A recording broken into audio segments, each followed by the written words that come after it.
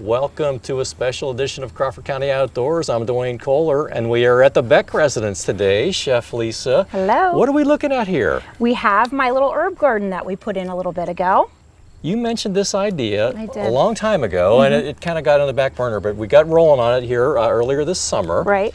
And so let's talk in general about an herb garden. Yes. You can go to the store and get those things, but isn't it great to have it right at your house, and you can pick things, you can put the ones in you want, you can...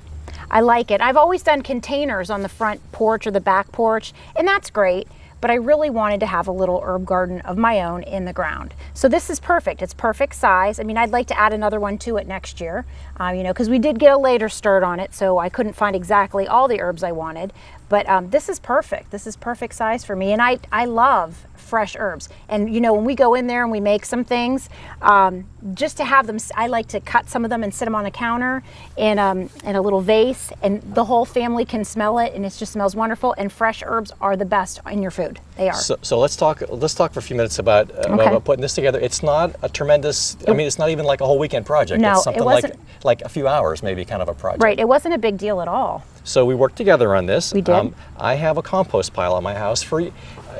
I live in Westmead Township, and there's a big fuss about picking up the put your leaves out to the curb and pick them up and don't burn them and whatever. I've never done that. I rake them up in a pile. Put them in the compost. And I have this big mound in the corner of my yard in the back. And a couple times when we were doing a flower bed or whatever, I'd go and dig fresh dirt out of there. But it's like, okay, so I raked off the leaves, and it wasn't too much raking until you got to really nice, fresh, dark, That's soil. great. That's great. Broke it up a little bit with the pick. And now some of the trees, it's funny, there was no tree nearby, but the tree roots was like, oh, there's some nice fresh. Right. So the tree roots were all through there. Knew where the nutrients were.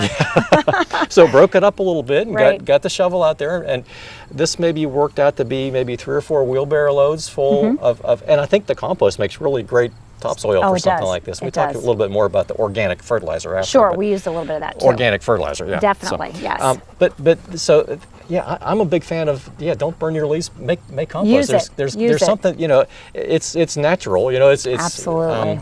Nothing wrong with, nothing wrong. So there's bad things that are natural, like, lightning and stuff like that. Sure. But why not just drag them to the backyard and make your compost for projects like this? Definitely, and it worked. It definitely did. Okay, well, we'll get to the box in a second, but why this spot? Did you have a particularized spot in mind in your yard? Well, it was close. We have the little kitchenette downstairs, so I can run in and out easily and just snip, but it was a good amount of sunlight too. I wanted to make sure we were close to the hose, because you definitely want to, you want to water them. I mean, I haven't had to water too much, but I've had to water a little bit. So you want to be close enough that you can get water to it easily, and you want to definitely make sure that you get enough sunlight. Now, you said before you had some herbs on pots on your front porch, right? So that's on front the east. And back porch. That's on the front porch is the east side of the house. Right. Ideally, you would want this probably on either maybe the west or the south facing. And we're now on the west. And so here you're west, and you've got a lot of nice open sky to the south and to the west. So you're going to get sunlight for at least 2/3 of the day, anyways, on sunny days. Yep. And the trees are. I can see. I think the viewers will be able to see that shadows here, even Starting. later in the year, are getting. But we're still getting sun here, in the late afternoon. Sure. So you got a good spot. Yep. So making the box, you and I looked at several things online. There was one that was kind of cool.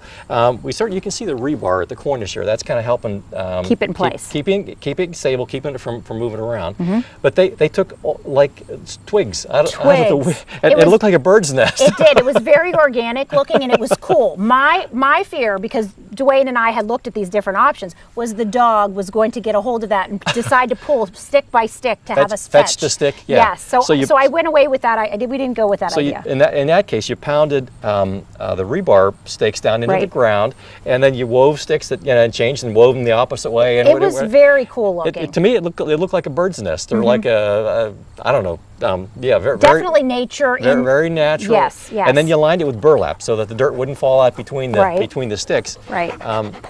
Anyways, we went with option B, which was to put planks. Now these ones were left over from a project that I'd worked on at one point in time. Don't eat the basil. Something maybe down the road, maybe we'll cut some planks with the chainsaw just to kind of show that process, because it isn't really that awful hard. Sure. And this can be nice and rough. And I talked thanks to Kirsten Martin at Allegheny College, by the way, for the community garden expert, for coaching coaching us on some of this. But Right. she said, don't use pressure treated wood. So the No, chemicals in there. no, definitely not. Yes, it won't rot for the next 50 years, et cetera, et But cetera. you don't want chemicals. But the chemicals that are there, this is going right straight into the food. So use sawmill kind of wood. Absolutely. Rough cut.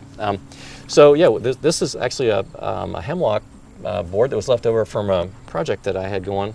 Lulu likes this stuff, doesn't she? She likes basil, but so do we. So Okay. she's part of the family. She's just like us. Don't eat the basil there, girl. Don't eat the basil. We need that. But rough cut wood from the sawmill, inexpensive, and again, I had left over a couple extra boards left over from a project not too awful long ago. Now we chose to make this one 3 feet by 5 feet. You can easily work at your garden all the way around. If you made it 8 feet by 8 feet, you have to sort of climb into it to get to the middle. This is close enough for me. I don't have to climb or reach over too much. Just go around the edges. Okay, so how'd you pick the plants that you chose? Well, things that we use. Mint, good mojito now and then. Okay. Definitely. Okay.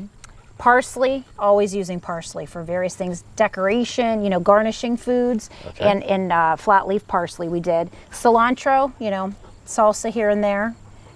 We've had some of those before. Yes. Yep. Using, I have a few recipes that we use cilantro for. Basil for sure, because I use it constantly. I mean, that is one I'm using all the time, and rosemary is one of our favorites too. We have a lot of really good family recipes that we use rosemary. Now I'd like to add dill, but it was a little later in the year and I couldn't find that because dill is another one. You need to get out of there. Dill is another one that I'd like to have in here.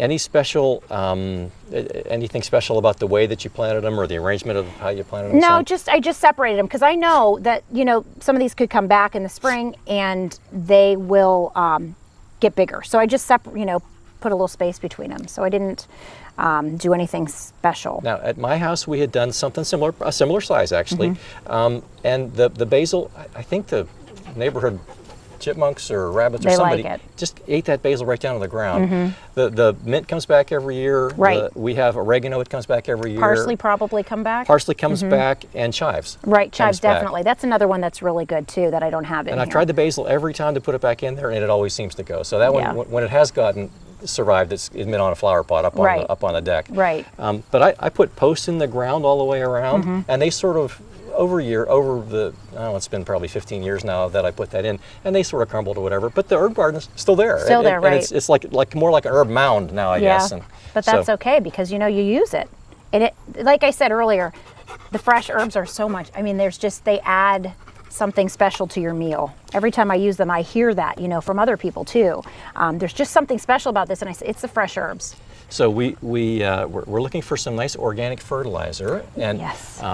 My daughter has a horse, and of course with the Crawford County Fairgrounds, so Sure. if you have access to some natural organic fertilizer, wanna use that. You may want to use that. The Crawford County Fairgrounds, there's a nice giant mountain of it actually Yes. over there, and they welcome folks to come and take it and use it. So that's made, I think, kind of interesting to Lulu. Is the organic fertilizer. She is very here. interested in this. Yeah. I think.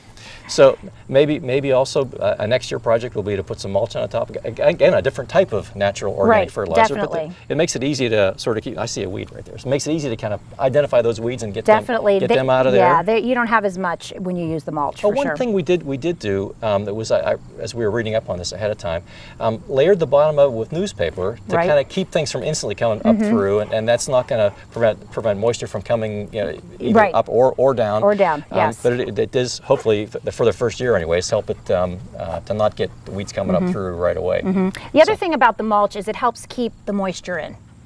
We use mulch in all of our flower beds, and it is really a good way for the moisture to lock in there. And I swear by the mulch. So definitely mulch next year. I know on flower beds at my house and the herb garden too, for that matter. Each year, my wife will ask me turn the soil over, get it started with, and it's like it's nicer and nicer and nicer as years go by. Every year. And the only fertilizer that goes on there is mulch every Right. time I think you around, get so. down to a certain point, and we call it the black gold because the ground is so dark and so fertilized from the breakdown of the mulch. So this should be a good one. We started with nice, fresh, Yep. fresh soil, that was from compost, and got some organic fertilizer and we'll mulch down the road. Yeah. So down the road, I think this is going to be exciting for our future cooking segments here no on doubt. Crawford County Outdoors. Definitely. So do you have something in mind for today? I have a couple appetizer recipes I think you're going to like. Okay, well, I'm looking forward to that. All right.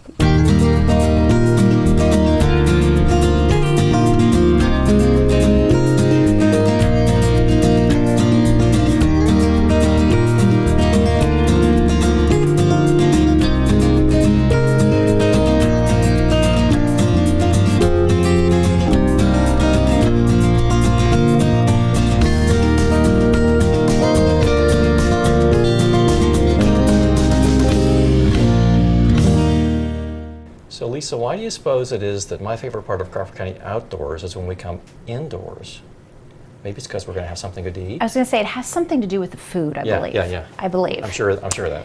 Yes. Outdoor stuff supports indoor stuff. Absolutely, for everything that we do, whether you're hunting, fishing, or growing a garden. There you go. Right? Cultivating a garden. We've got it all. So what are you working on today? Well, I have 2 great appetizers that use 2 of our different herbs. We're using basil and rosemary today for 2 different recipes. The first recipe, a lot of people are familiar with as a caprese salad. It's an Italian salad that people can order at restaurants, but it's usually large slices of tomato, basil, and large chunks of fresh mozzarella. Well, I went to a party once and I found it as an appetizer on toothpicks, and I've been taking this to parties ever since I saw it because I thought, wow, what a great idea. It's very easy, it's colorful, it's healthy, and everybody loves it. So simple also, which I love. That's our first one, so I'll start with that. Okay. And I made up a whole bunch of them, but I'm gonna do one to show you. So basically what you do is, you have your cute little toothpicks. I buy the cocktail ones because they're pretty, whatever. And you're just gonna wash your tomatoes. You're going to put 1 tomato on. You're gonna. This is really cool because you can buy the mozzarella in pearls now, and so you don't even have to cut it. So you put your little piece of mozzarella on there. All right, and then you just rip off a piece of basil. You don't even need a whole piece. I just, before I do it, I cut them into little pieces and slide it on there, and that's it.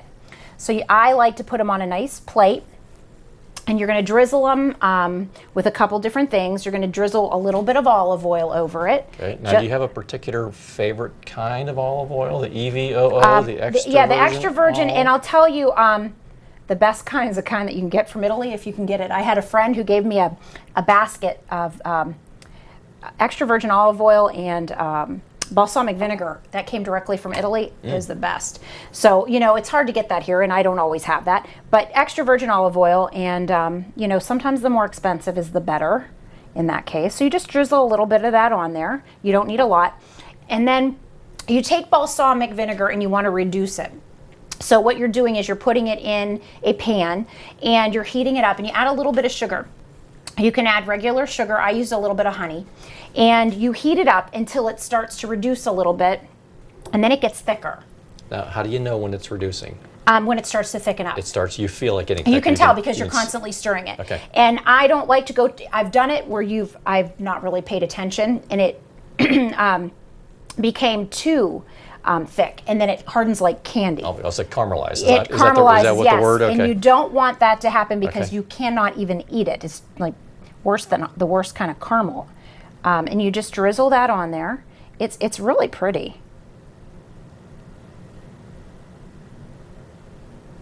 So there's no super magic to this. This is just however you like. Yep.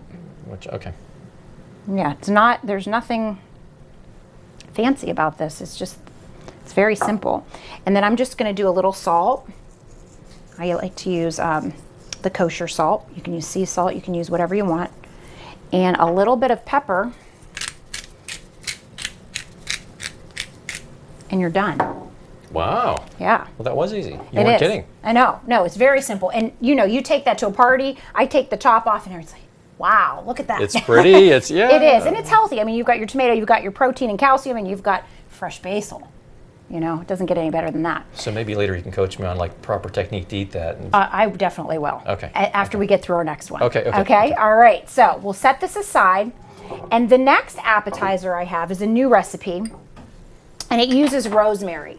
And I think this is right up my alley as well because I love feta cheese. So it's a feta cheese, lemon, rosemary spread that you can put on pita chips or the bagel chips, whatever you like to dip. And all of those things, those flavors are really good together. And I think we're going to like this one as well. So let me get all my ingredients out here, and we will get some very simple. Yes, another very simple recipe. So we're going to use a food processor for this one. Okay. So we're just going to turn it this way, take the top off. This makes it easy. You can mix it by hand, but I just think, this makes it easier. So we're going to put a cup of feta cheese in. Okay. If I can get this in without spilling it.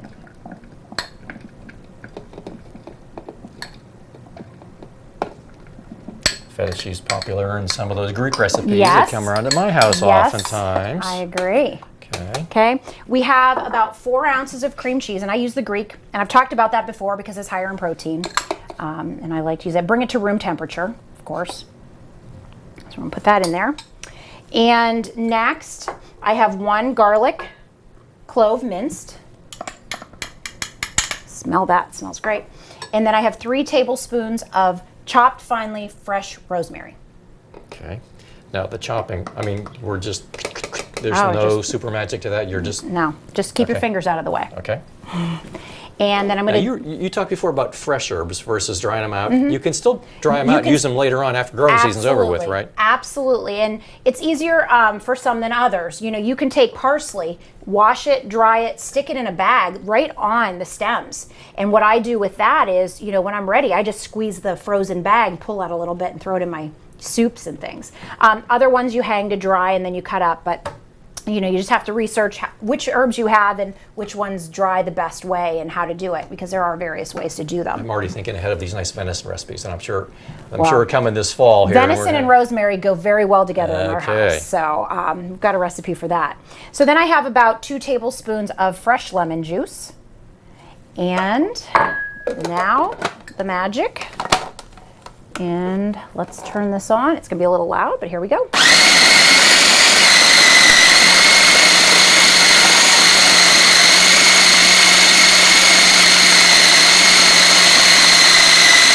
Now all I'm gonna do is just push that down in there a little better. Cream cheese wanted to jump around the top a little bit, It huh? did. Okay.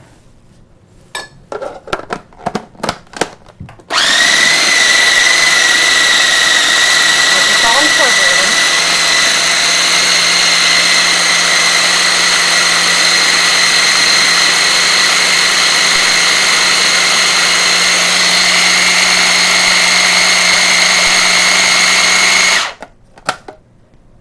Doesn't that smell great? Wow.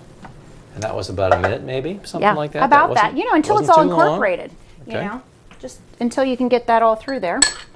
And I have a little bowl here.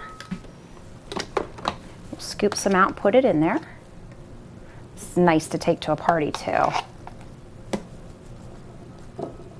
We're going to be having a Crawford County Outdoors sampling party here soon. Pretty soon, yeah, Okay, that'd be a good all right. idea. And I have some pita chips for us. Get this over here. I'm gonna get a little knife for us to spread our, look how pretty that is. Our dip.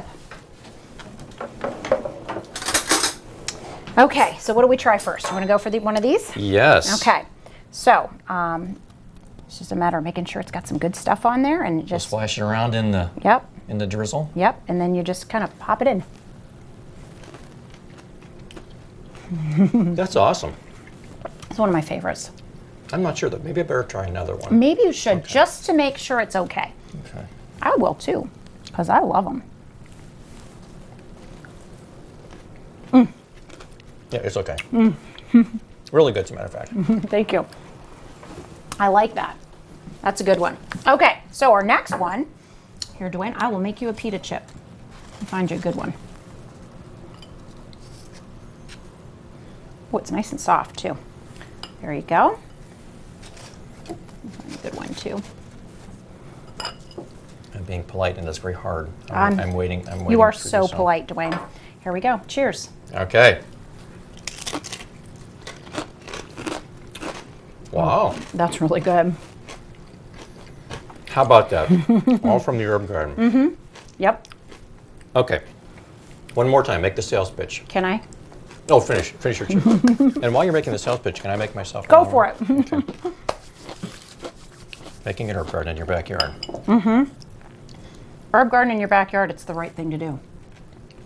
Well, that wasn't much of a sales pitch. I guess you don't need to make it much of a sales pitch whenever you get this good stuff at the No, end, right? when you have this in front of you, really you have to be here. Sorry you can't be here, but if you do what I just did, it doesn't take much. Lisa, thanks. You're welcome. It's great, as always. Again, I'm really looking forward to this fall. We're going to be bringing you stuff to make us some recipes, so we're going to use those fresh herbs, and we're going to use Awesome. some dried herbs, maybe. Sure, and- yeah, because, you know, once they stop growing, So we can do it. Do it at your house too. Yep, absolutely. Well, thanks folks for joining us on Crawford County Outdoors, and we'll talk to you next time.